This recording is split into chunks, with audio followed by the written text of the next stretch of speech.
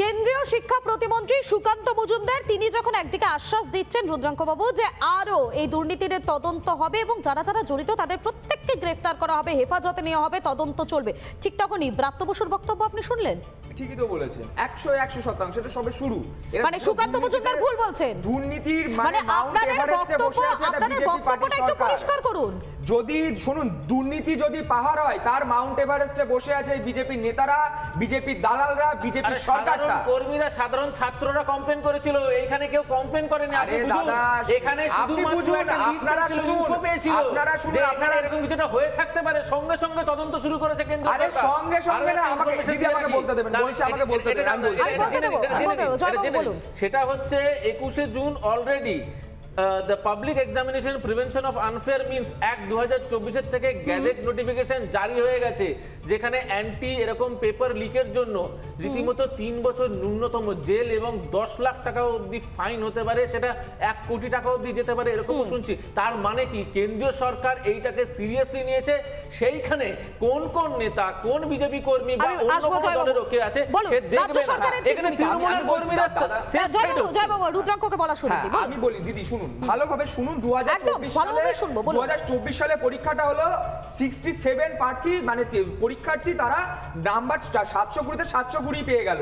এবার বলি, এর আগের বছর যদি 2023-এ দেখেন, সেখানে কিন্তু 2 জন প্রথম হয়েছিল, তার আগের বছর 4 জন প্রথম হয়েছিল, কিন্তু মানে মার্কস উঠেছিল মানে হচ্ছে 715 নাম্বার উঠেছিল। কিন্তু আমার কথাটা হচ্ছে, দাদা আপনি তো এত কথা বললেন, আপনাকে বলতে চাই যে আপনাদের যে কেন্দ্রীয় শিক্ষামন্ত্রী আছে, তিনি কি 3 বছরের জেল খাটবে নাকি তাকে বাঁচিয়ে নেবে? না, তার বিরুদ্ধে কি কোনো রুদ্রাঙ্ক তার বিরুদ্ধে কোনো অভিযোগ কি উঠেছে? আমি বলি তার বিরুদ্ধে কি কোনো অভিযোগ উঠেছে? আমি বুঝতে পারছি না নীলাভ বাবু, যখন অভিযোগটাই উঠছে না, তাহলে তার জেল যাত্রার কথা কেন বলছেন বলুন তো রুদ্রাঙ্ক বাবু?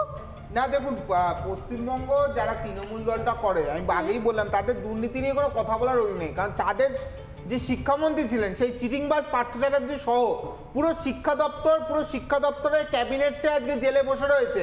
আর দ্বিতীয়ত যেটা উনি আমার বিষয়ে প্রশ্ন করছিলেন, দেখুন এই নিটে যে দুর্নীতিটা হয়েছে এটা অত্যন্ত লজ্জাজনক বিষয়, কারণ নিট দিয়ে কি মানুষ ডাক্তার হয়?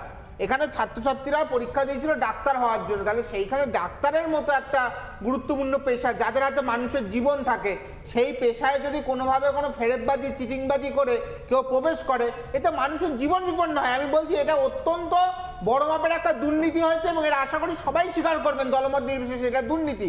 কিন্তু পাশাপাশি আমি বলছি, দুর্নীতি হয়েছে এটা মেনে নিও। পশ্চিমবঙ্গে যখন দুর্নীতি হয় তখন কি তৃণমূলরা শীত ঘুমে থাকে? তখন তৃণমূলের মনে হয় না একটাও কেন পুলিশ ধরতে পারেনি, সিআইডি ধরতে পারেনি? দাদা আপনি তো পেশায় আইনজীবী, আপনি তো আইনের কথা জানেন, আপনি ক্রিমিনাল মেন্টালিটি জানেন। আপনাকে একটা কথা বলি, যে পরীক্ষার রেজাল্ট 14 তারিখ বেরোনোর কথা, ক্রিমিনাল মেন্টালিটিতে সে কি করতে চেয়েছিল বা এই দুর্নীতিটা ঢাকতে কি সে ভাবলো আচ্ছা, দুর্নীতি ঢাকার জন্যই কি জয়বাবু সিবিআই তদন্তের নির্দেশ নাকি? না, পরিষ্কার বিষয় হচ্ছে এইটার মধ্যে স্বচ্ছতা আনার জন্য এই গ্যাজেট নোটিফিকেশন। আমি বুঝতে পারছি না জয়বাবু রুদ্রাঙ্কবাবু ঠিক কি বলতে চাইছেন, যে সিবিআই তদন্তের নির্দেশ কি পুরোটা ঢেকে দেওয়ার জন্য? আমি রুদ্রাঙ্ক, জয়বাবু, আমি আপনাদের দুজনকে আমি বলার সুযোগ দেব। আপনাকে একটা ছোট্ট ইনফরমেশন দিয়ে রাখি রুদ্রাঙ্ক, ইতিমধ্যে বিহার থেকে 14 জনকে গ্রেফতার করা হয়েছে। হ্যাঁ, আমি বলতে চাইছি যে মানে কেন্দ্রীয় সরকারের যদি সক্রিয় ভূমিকা না থাকতো, যদি সদিচ্ছা না থাকতো, তাহলে এই তদন্তে অগ্রগতি পেত মাত্র এই কয়েকদিনে। আমি আপনাকে প্লিজ আপনি আমাকে বলতে দেবেন। আমি তখন থেকে রুদ্রাঙ্ককে বলতেই দিচ্ছি, কিন্তু রুদ্রাঙ্ক কোনো যুক্তি দিয়ে বোঝানোর একটু চেষ্টা করুন প্লিজ। আমি বলি দিদি, যে পরীক্ষার রেজাল্টটা 14 তারিখ বেরোনোর কথা, সেটাকে ভোটের রেজাল্ট যেদিন বেরোচ্ছে 4 তারিখ আনা হলে, যাতে ভোট নিয়ে সবাই মাতামাতি থাকবে, বিষয়টা চাপা যায়। আর একটা কথা বলি দিদি, বুঝলাম না কিসের চাপা দেওয়ার কথা বলছো জয়বাবু? কি চাপা দিচ্ছেন আপনারা? দিদি আমি বলি, কি চাপা দিচ্ছে? আমার কথাটা হচ্ছে, আপনারা আমি আবার শুধু কি চাপা দেওয়ার চেষ্টা করছেন আপনারা? শিক্ষামন্ত্রী কি হবে? চাপ লোকটা কি জেল খাটবে? চাকরি চুরি থেকে জেল তৃণমূল চেপেছে, তৃণমূলের ছোট বড় নেতারা মিলে এখানে চাকরিটা যখন বিক্রি করেছে, তাই নিয়ে কোনো স্টেপ নিতে পারেনি। অয়নশীল থেকে, কুন্তল থেকে, শান্তনু থেকে শুরু করে তৃণমূলের বিধায়করা থেকে পার্থ চ্যাটার্জি, এবং এর মাথায় ছিল কালীঘাট। এই দুর্নীতির পিরামিডকে কেন ভাঙতে পারেনি? একটা এজেন্টকে রাজ্য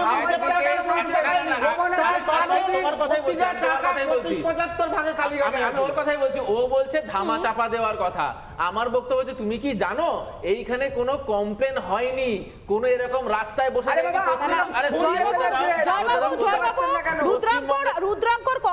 রুদ্রাঙ্কর কথার প্রসঙ্গে আপনার কাছে আমার একটা প্রশ্ন রয়েছে। আপনারা কি ধামাচাপা দেওয়ার চেষ্টা করেছেন যে 14 তারিখ থেকে সেটাকে এগিয়ে 4 তারিখে নিয়ে যাওয়া হলো, এবং কি ধামাচাপা দেওয়ার চেষ্টা করছেন যার জন্য সিবিআই তদন্ত করতে হচ্ছে? আমার প্রশ্নটা ওটাই ছিল যে আমি এখনো পর্যন্ত বুঝতে পারলাম যে ধামাচাপা দেওয়ার যে বিষয়টা আসছে সেটা হচ্ছে পশ্চিমবঙ্গে।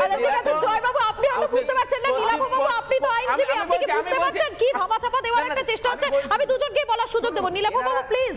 না দেখুন, ধামা চাওয়ার বিষয়টা কি বলুন তো, তৃণমূলরা খুব ভালো বোঝে। কেন ভালো বোঝে?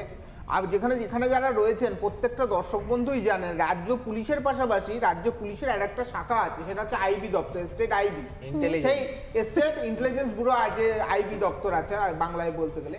তো সেই আইবি দপ্তর জানতে পারে না যে পার্থ চ্যাটার্জির বান্ধবীর বাড়িতে 50 কোটি টাকা রাখা থাকে। সেই আইবি দপ্তর জানতে পারে না অয়নশীলরা চাকরি বিক্রি করে। তাহলে জয়বাবু আইবি দপ্তর কি জানতে পারে বলুন তো রাজ্যে? আমি দুজনকে জয়বাবু খুব সংক্ষেপে, আমাদের বিরতি সময় হয়ে গেছে।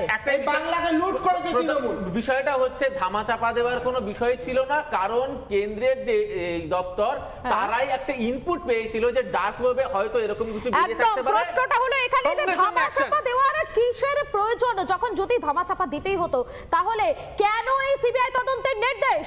এই প্রশ্ন নিয়ে ফিরে আসছে একটা বিরতির পর 4টার খবরে। তবে সময় এখন একটা বিরতি, নজর থাকুক একমাত্র রিপাবলিক বাংলায়।